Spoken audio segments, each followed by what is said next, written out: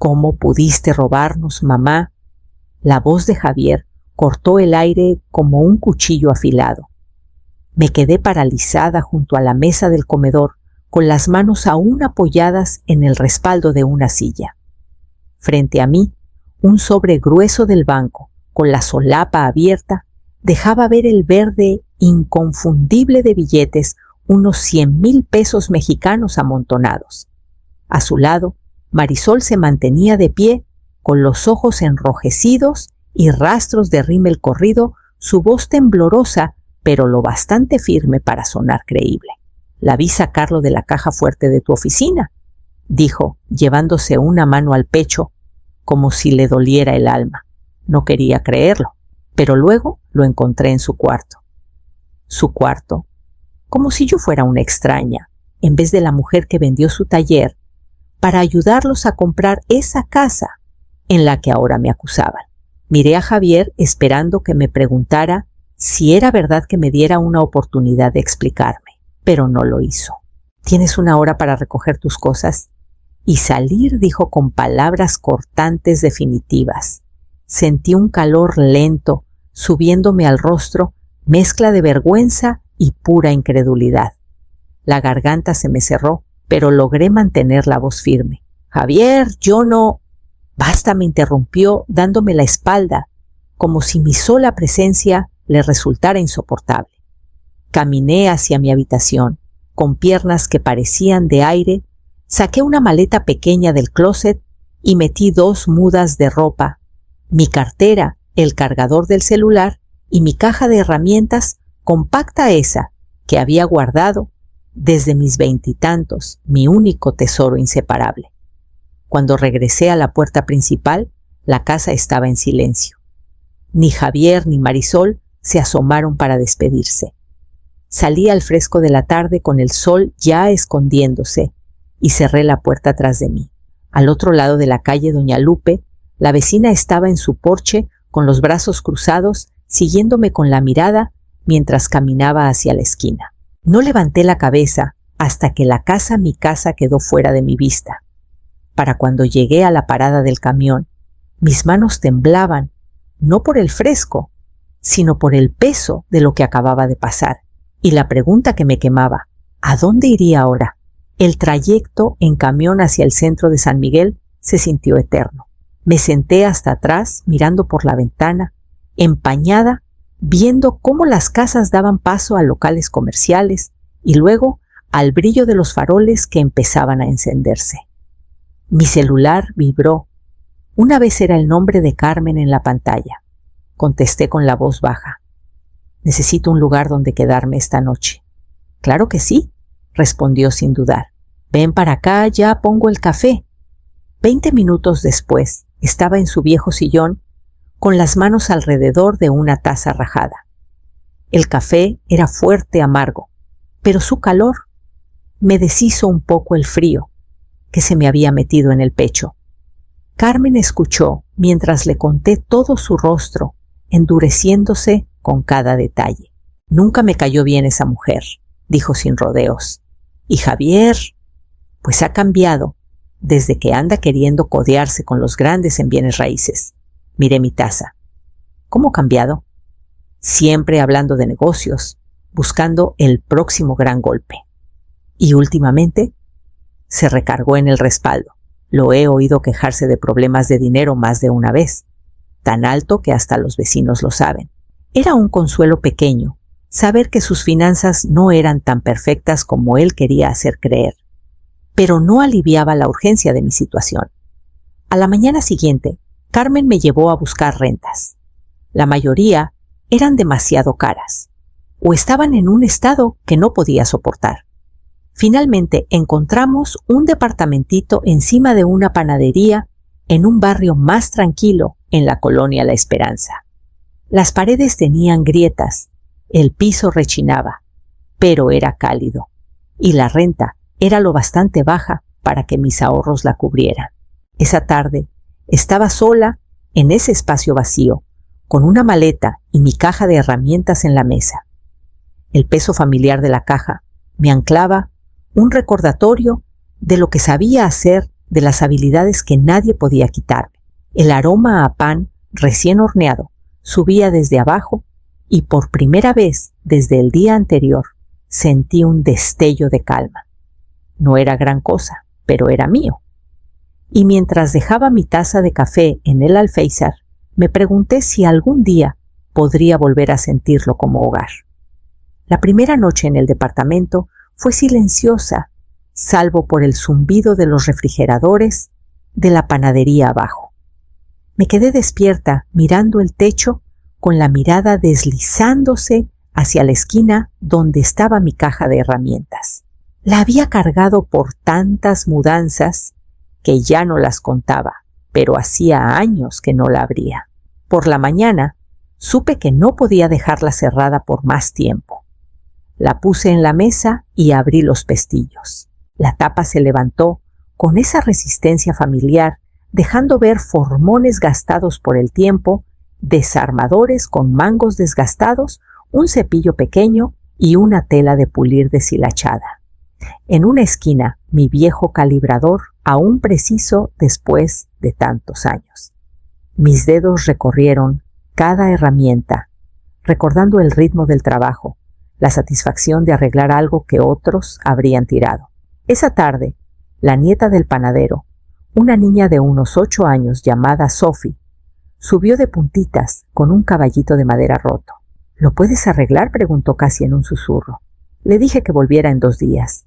Esos 2 días la caja nunca dejó la mesa. Afilé las cuchillas, lijé la pata astillada del caballito, realineé sus junturas. Por un impulso, añadí un detalle de latón al sillín pulido hasta que brillara. Cuando Sophie volvió, el caballito estaba como nuevo. Su sonrisa se abrió de par en par, y antes de que pudiera detenerla, me abrazó con fuerza. Le dije que no había costo y bajó corriendo aferrando su tesoro. Esa noche, el panadero don Toño apareció en mi puerta con el celular en la mano. Había subido una foto del caballito a internet. La gente está preguntando ¿dónde pueden conseguir uno?, dijo con una sonrisa. Dudé, pero el peso de la caja de herramientas a mi lado era como un ancla y una invitación. En una semana empezaron a llegar mensajes pedidos de recuerdos, cajitas, animales tallados. Por cada pocos que vendía, hacía uno para regalar a un niño que no pudiera pagarlo. El trabajo llenaba mis días y el olor a pan por las noches se mezclaba con el leve aroma a aceite y polvo de madera de mis herramientas. Por primera vez en meses sentí que no solo estaba sobreviviendo, estaba construyendo algo otra vez. Los pedidos se acumulaban más rápido de lo que esperaba. Mi mesa de trabajo, antes vacía, ahora estaba llena de tallas a medio terminar y bandejitas con piedras esperando ser engarzadas. Muchas noches me desvelaba hasta después de medianoche con el sonido rítmico de los bloques de lija y el suave clic de los engastes de piedras como compañía. Una mañana la campana de la panadería sonó y una mujer con una cámara al cuello se presentó como Jimena Torres del periódico local. Había oído, dijo, de la artesana de arriba, que regala piezas a los niños. Al principio me resistí a la idea de una entrevista, no buscaba reflectores, pero Jimena tenía una manera fácil de hablar y terminé respondiendo sus preguntas mientras tomábamos café. Una semana después, su artículo salió en la edición dominical. Mi nombre estaba en el titular. La foto me mostraba sosteniendo una de mis tallas con la luz del sol, atrapada en el grano pulido. La respuesta fue inmediata. Mi correo se llenó de nuevos pedidos y clientes empezaron a pasar por la panadería solo para ver si podían conocerme. Se sentía raro volver a ser notada. Años atrás había tenido un pequeño grupo de seguidores por mi trabajo, pero esto era diferente. Estaba ligado a una historia, una que no había elegido contar del todo. Una tarde, mientras compraba en el mercado, escuché a 2 mujeres hablando en el pasillo de al lado. ¿Oíste lo de Javier Salazar?, dijo una. Intentó pedir un préstamo para su negocio el mes pasado y se lo negaron. Dicen que el mercado lo está acabando. Me quedé callada, metiendo una bolsa de café en mi carrito. Sus palabras pesaban en mi mente mientras terminaba de comprar. Esa noche trabajé hasta más tarde de lo usual, con el aroma a aserrín mezclándose con el leve olor a pan que subía de abajo. El ritmo de los pedidos me mantenía enfocada, pero en el fondo una idea empezaba a tomar forma, una que aún no estaba lista para enfrentar de lleno. Unos días después de escuchar los rumores sobre los problemas de Javier en el mercado, pasé por el banco para depositar un pago grande por mis últimos pedidos. La cajera me dirigió a un escritorio privado por la cantidad y ahí estaba Anselmo Vega, un viejo conocido que había manejado cuentas en San Miguel por décadas. Me saludó con esa sonrisa astuta que suelen tener los banqueros, pero mientras procesaba mi depósito, bajó la voz. «¿No lo oíste de mí?», dijo mirando por encima del hombro. «Pero la casa de Javier ya está en preejecución hipotecaria. Segunda hipoteca además». Su esposa fue la que insistió. Las palabras cayeron como una piedra en agua calma silenciosas al inicio, pero enviando ondas por cada pensamiento. Mantuve mi expresión neutral, asintiendo, como si fuera solo un chisme más. Por dentro mi mente daba vueltas a las posibilidades. Con la mayor calma que pude, le pregunté a Anselmo cómo sería el proceso para comprar una propiedad en camino a una ejecución hipotecaria. Me explicó los plazos, las subastas, los riesgos. Escuché con atención, guardando cada detalle. Cuando salí del banco, llevaba más que un recibo de depósito. Esa noche, sentada en mi mesita de cocina, la luz de la lámpara iluminaba un cuaderno donde empecé a hacer números. Mis pedidos eran constantes ahora, y entre las ventas y mis ahorros modestos tenía más liquidez de la que había tenido en años. Suficiente tal vez para hacer un movimiento que fuera práctico. Y también profundamente satisfactorio. No estaba lista para decidir no aún, pero la idea de recuperar el lugar del que me habían echado de tener las llaves en mi mano tenía una fuerza que no podía ignorar. Dejé el cuaderno a un lado y me serví otra taza de café. El vapor subía, trayendo consigo una mezcla extraña de anticipación y resolución. En el fondo, ya sabía que daría el siguiente paso cuando llegara el momento. Y por cómo iban las cosas, para Javier, sospechaba que ese momento llegaría antes de lo que cualquiera esperaba. 3 meses después, la casa salió a subasta. No fui en persona. Trabajé a través de un representante discreto que Anselmo me recomendó. Mi oferta fue una de las 2 únicas serias, y cuando regresaron los papeles firmados, la propiedad era mía. Ver mi nombre en la escritura no trajo una oleada de triunfo, solo una sensación firme anclada. Lo había logrado con mis propias manos, con mis propios ingresos, sin el permiso de nadie. Guardé los documentos en una carpeta y la puse en el cajón más bajo de mi escritorio. Por ahora nadie necesitaba saberlo. El banco manejó el proceso de desalojo. No pedí detalles y ellos no los ofrecieron. Mantuve mi enfoque en mi mesa de trabajo, cumpliendo pedidos de clientes de fuera del estado y enviando pequeños paquetes al extranjero. El ritmo constante de crear se convirtió en mi ancla. Mi reputación creció más allá de San Miguel. Una boutique en Guadalajara me contactó ofreciendo exhibir mis piezas en su vitrina. Acepté, pero solo si podía mantener mi compromiso de regalar una parte de mi trabajo a niños necesitados.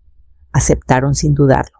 Reservé un día a la semana para esos proyectos gratuitos animalitos, tallados cajitas con compartimentos secretos, recuerdos con las iniciales de los niños grabadas. Entregarlos en silencio, sin alboroto, me recordaba que la generosidad no necesitaba público para importar. De vez en cuando escuchaba rumores sobre Javier y Marisol. Se habían mudado a un condominio rentado más pequeño y menos ostentoso que la vida que antes presumían. Los chismes decían que Marisol había tomado más control de sus finanzas.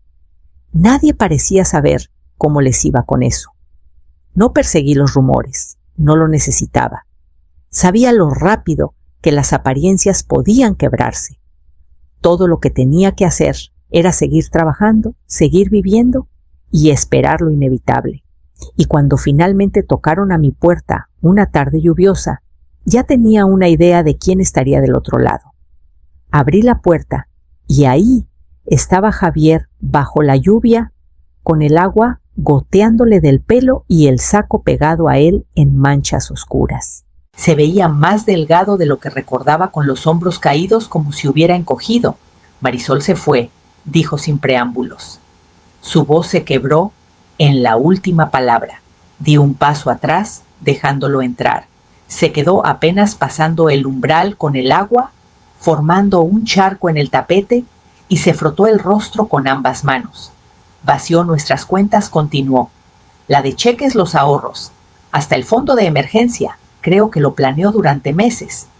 Me quedé callada, esperando a que siguiera. Se fue con alguien más, dijo con la mirada perdida. Llegué a casa ayer y la mitad de los muebles habían desaparecido. Solo se fueron. La rebeldía que había visto en él el día que me echó ya no estaba. Lo que quedaba era crudo, desarmado, un hombre cuyos planes se habían desmoronado pieza por pieza. Por un instante lo recordé de niño, tocando a la puerta de mi taller con un juguete roto, preguntándome si podía arreglarlo. El recuerdo era agudo, agridulce. No sé a dónde más ir, admitió en un susurro apenas audible. No puedo pagar renta y el negocio no está generando lo suficiente para cubrir nada ahora. Señalé la mesa de la cocina. Siéntate, voy a hacer café. Se sentó encorvado mientras yo seguía los movimientos familiares: llenar la tetera, medir el café, dejar que el aroma llenara el aire. Puse la taza frente a él y la rodeó con ambas manos, como si buscara calentarse. No hablamos por un rato. Los únicos sonidos eran la lluvia contra la ventana y el leve tintineo de la cuchara en su taza. Finalmente levantó la vista con los ojos enrojecidos. Me equivoqué contigo, mamá. Lo siento. Sostuve su mirada tranquila y firme. Lo sé. Y aunque él aún no lo sabía, también sabía que esta conversación era solo el comienzo. Se quedó en la mesa mucho después de que su café se enfriara, trazando el borde de la taza como si buscara palabras. Cuando al fin llegaron, salieron en un torrente. Lo he intentado todo, dijo. Amigos, contactos de negocios. Nadie me presta un peso. Ni siquiera me aprueban un arrendamiento a corto plazo. Su voz se quebró y se presionó los nudillos contra la boca antes de seguir. Estaba pensando, tal vez podría quedarme contigo, solo hasta que me ponga de pie otra vez. Me recargué en mi silla, observándolo. La última vez que me habló en esta cocina me estaba echando de su casa. El contraste era casi desconcertante. ¿Por qué ahora?, pregunté en voz baja. Bajó la mirada. Porque eres la única que no me ha cerrado la puerta en la cara. La lluvia afuera se había reducido a un golpeteo suave, y en el silencio que siguió a sus palabras, pensé en los meses que pasé luchando para salir del fondo. Las noches largas en mi mesa de trabajo, las mañanas cargando paquetes a la oficina de correos, la satisfacción silenciosa de sostenerme por mi cuenta otra vez. No espero que olvides, dijo. Solo no sé a dónde más recurrir. No había una súplica por perdón ni explicaciones elaboradas, solo una admisión cruda de su fracaso. No respondí de inmediato. En cambio, me levanté para rellenar mi taza, dándome un momento para decidir cuánto de mi juego estaba dispuesta a mostrar. Cuando regresé, deslicé su taza hacia él y lo miré a los ojos. Si pides ayuda, dije, tienes que entender algo. La ayuda viene con condiciones. Asintió rápido, como si temiera que cambiara de opinión. Lo que sea. Haré lo que sea. No respondí a eso. No aún. Porque la verdadera respuesta, la que cambiaría todo, seguía esperando en la otra habitación guardada en una carpeta de manila. Lo dejé en la mesa y fui a mi taller. La carpeta estaba en el cajón, más bajo, justo donde la había dejado meses atrás. La llevé de vuelta, la puse entre nosotros y la abrí. Sus ojos recorrieron la primera página con confusión, cruzando su rostro. «Esto es la escritura», dijo lentamente. «De tu vieja casa», respondí. «Solo que ya no es tuya, es mía. La compré en la subasta después de la ejecución hipotecaria. El color se le fue de las mejillas». ¿Tú la compraste?» «Así es», dije con simpleza. «He estado pagando los impuestos manteniendo el seguro. Está en mejor estado ahora que cuando la dejaste abandonada». Se recargó en la silla, con una mano en la mesa como para sostenerse. «¿Por qué no me lo dijiste?» «Porque no necesitaba saberlo», dije, «hasta ahora». Me miró de la escritura, a mí con los ojos abiertos, y por primera vez en meses vi al niño que solía ser sorprendido, inseguro, atrapado entre el orgullo y la necesidad. Cerré la carpeta y puse mi mano encima. «Si necesitas un lugar donde quedarte, puedes volver a la casa. Pero la escritura sigue a mi nombre.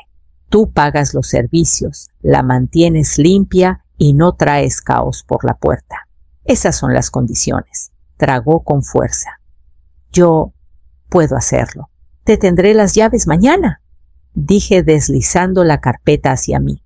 «Las recogerás aquí y firmarás un acuerdo antes de entrar». Por un momento pareció que iba a discutir, pero lo pensó mejor. Solo asintió en silencio. Me levanté y llevé la carpeta de vuelta a su lugar en el cajón. A mis espaldas podía escuchar su respiración más ligera, como si el peso en su pecho se hubiera aflojado.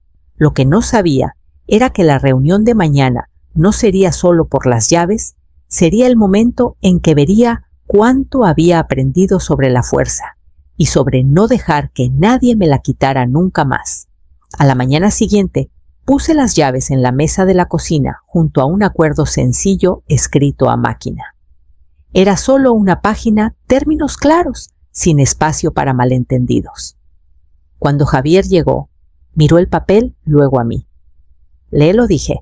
Sus ojos recorrieron las palabras: un arreglo mes a mes, sin renta, pero con la responsabilidad total de los servicios y el mantenimiento sin derecho a vender su barrendar o hacer cambios importantes sin mi consentimiento. Su mandíbula se tensó en algunas líneas, pero no discutió. Cuando terminó, firmó con mano firme. Deslicé las llaves hacia él. El metal tintineó suavemente contra la mesa. «La casa es tuya para vivir», dije, siempre y cuando recuerdes que es mía para conservar. Cerró la mano alrededor de las llaves, asintiendo una vez. No lo olvidaré. Por un breve instante, hubo algo no dicho entre nosotros, no una reconciliación, no aún, pero un entendimiento de que el terreno entre nosotros había cambiado. Ya no era la mujer que podía desechar. Se puso de pie para irse con las llaves en el bolsillo. En la puerta se detuvo. «Gracias», dijo, y no fue casual ni apresurado. Fue tranquilo, deliberado. Cuando la puerta se cerró tras él, volví a mi mesa de trabajo. Un nuevo pedido estaba a medio terminar, la madera fresca bajo mis dedos. Afuera, la luz de la mañana se filtraba por la ventana trazando líneas claras y nítidas en la superficie. La vida seguiría aquí: las tallas, los pedidos, los niños que pasaban por las piezas que regalaba. No había regresado a mi vieja casa, no realmente. Había avanzado hacia algo que era completamente mío. Y mientras el zumbido familiar de la calle abajo se colaba, me di cuenta de que darle esas llaves no era sobre dejarlo volver a mi vida. Era sobre demostrarle a él y a mí misma que podía elegir cómo terminaba la historia y que este final era mío para escribir.